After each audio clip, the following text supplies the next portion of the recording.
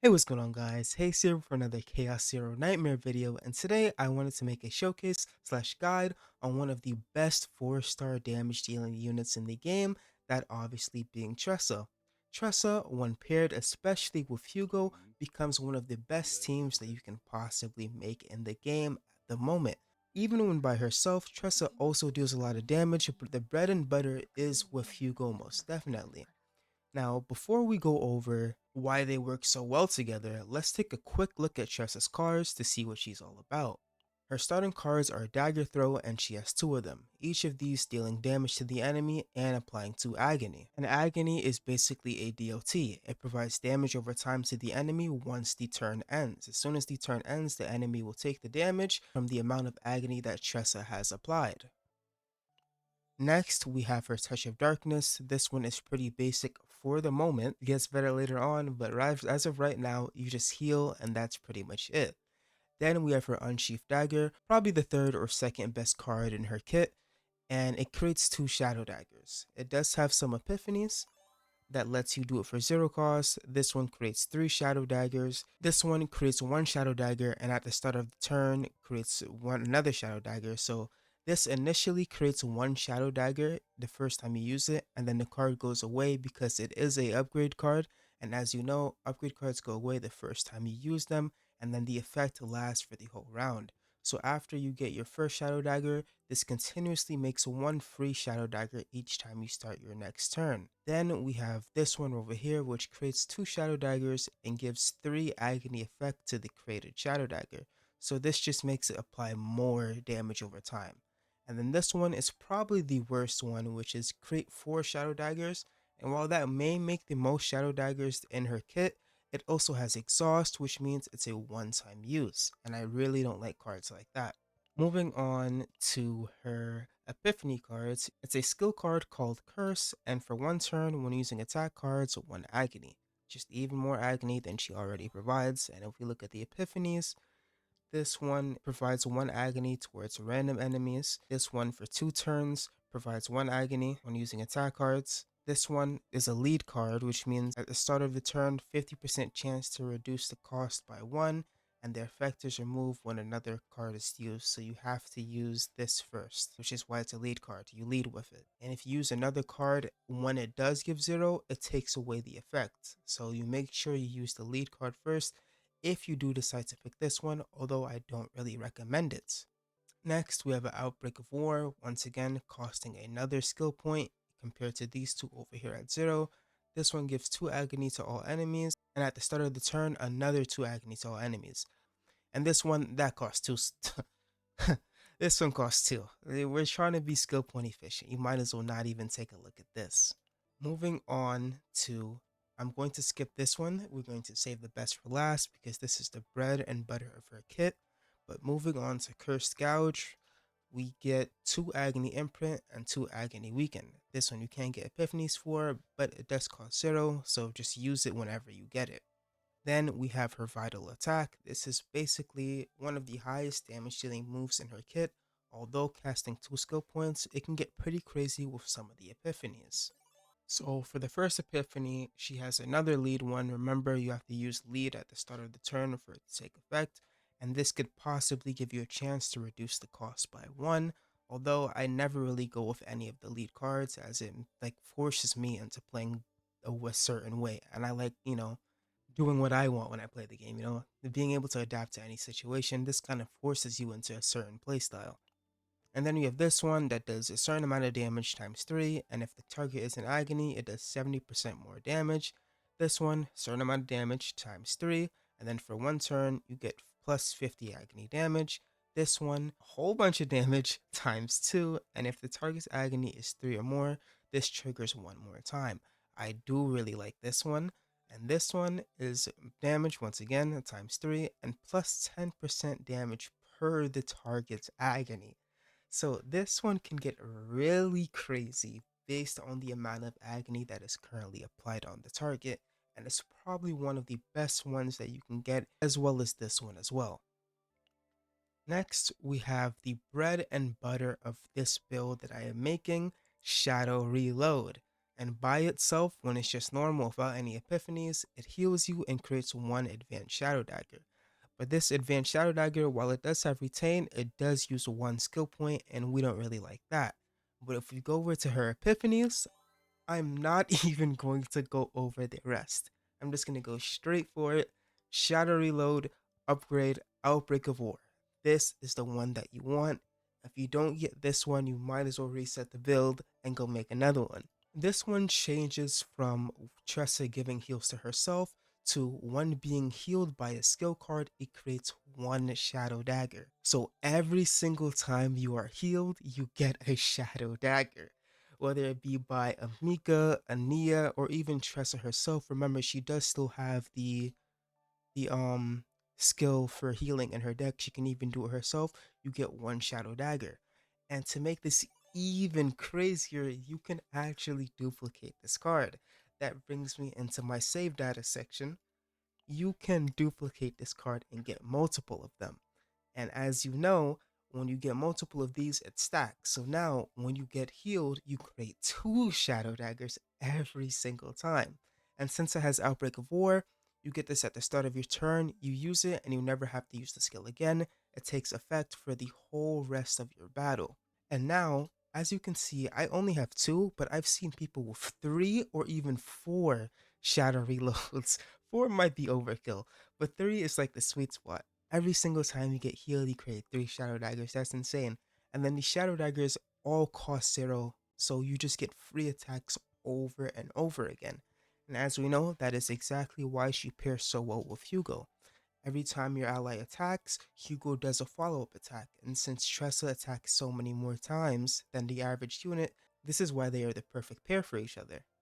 So when building Tressa, you really want to get this Epiphany for this one. This is the most important thing in your kit, even more important than the unsheathed daggers. As for the equipment, for these two slots, get whatever you can. More damage, more survivability maybe. I didn't really care about these two, but I made sure I got the one in the first slot. And this is Foggy Crystal Ball. Plus 40% damage for attack cards with zero cost. And what has zero cost? Tressa's Shadow Daggers. As we know, and as we said before, her making so much, this is basically her whole thing. And you're getting 40% extra damage for attack cards with zero cost. And this piece of equipment just ties the build together. And to make it even better, the way you get this Foggy Crystal Ball is by going over to Chaos, Chaos Manifestation, or Chaos Zero, whatever you want to do. City of Mist, which is on element for Tressa, by the way. Exploration. Oop, I clicked the monsters. Equipment. Scroll all the way down. As you can see, the Foggy Crystal Ball is available in the City of Mist. The reason why this is so good is because it's on element for Tressa. It has her weakness, so she should be doing even more damage than she already was going to the enemies, making it a lot easier to farm the specific equipment that you need for her. And like I said, the other two slots, you don't really need to worry about them, but make sure you get the Foggy Crystal Ball for that extra 40% damage buff. Now, let's go back over before we go into the showcase and just show the weapon that I'm using. Partners, this is pretty much the only one you could use it like at the moment. I don't think there's any other 4-star what do you call her Tressa's class again? Psychonic? I know I just butchered that, but I don't think there's any other that you can get. Mine is currently level 40 and it doesn't have any dupes into it. Moving on to the memory fragments, I have we're not worrying about this for now, but if you do want to make a full build for Tressa, you should probably use the 4-piece Void and then the 2-piece Agony, because if we go over to the Void, do I have any Voids? Oh, nope, we're gonna have to go over and show you guys. Simulation, go over down to Void. Is the Void set? Yes. When a card is exhausted for one turn, plus 15% Void card damage. And as you know, all you'll be doing with Tressa is exhausting her zero cost Void daggers. So, pretty simple, pretty straightforward. And as for the 2-piece, you can use the 2-piece Cursed Corpse, which is increases damage to targets inflicted with Agony by 10%. And you can even use a 2-piece. Just don't give Tressa's crit, because she doesn't really value that much from crit, but you can use the Where is it? where the hell is it? You can use the 2-piece attack and the 2-piece agony if you don't want to go for the full 4-piece set. But like I said, my gear right now isn't even all that good, and when guys we're going to show in the showcase, she's still going to perform. But before we do get into the showcase, let's just show one last thing. My potentials: 11, 9, 12, pretty basic. I didn't go into here because that's expensive. We're not doing that right now, but that should be everything covered for the Tressa build. Now let's show her off in the end game mode. So we're starting off with turn 6. That's what we left off with in the first half. And we're now in the second half, and let's see if we can clear this within time. Once again, this is 4-7, and hopefully I do a good job at showcasing this build.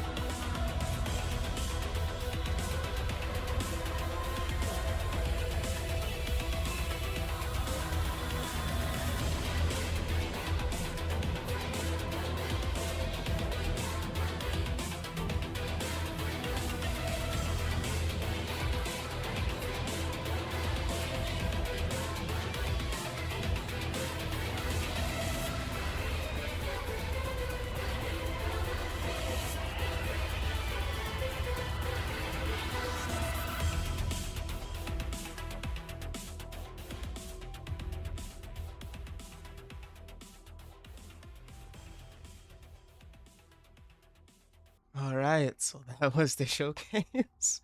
I don't know if you guys saw the whole bunch of achievements that we got at the end there, but one of them was a play 21 cards in one turn achievement. That's freaking crazy. That's the most cards I've ever done.